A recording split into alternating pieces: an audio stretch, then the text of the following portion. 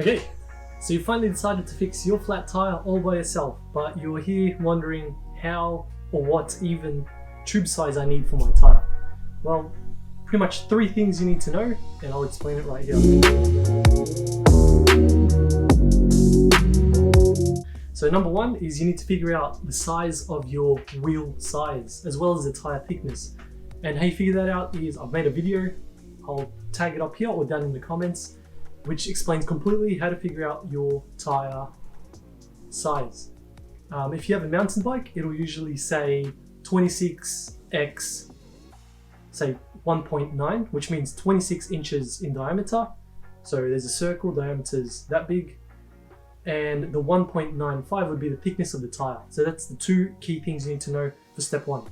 Step 2 is the type of valve you have on your bike rim or tire or tube. So there's 2 types of valves. There's a Presta valve, which I'll show up here, and a Schrader valve.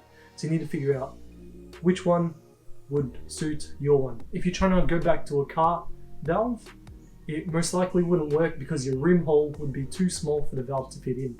So now you have the tire size as well as your tire valve type. So once you have those 2 things locked in, step number 3 is figuring out how to read these tubes, because they do get pretty confusing.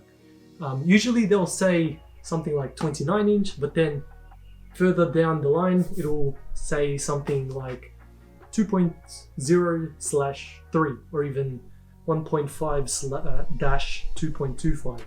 And what that pretty much means is this particular tube can fit a tire size starting from 29 inch by 2.0 all the way up to 29 inch by 3.0. So the 2.0 and 3.0 is the thickness. The reason for that is when you get the tube from the box and you pump it up, they're made of rubber and they usually are pretty flexy, and they'll have some allowance for a whole range of tires, because yeah, that's just how they work. So hopefully that helped.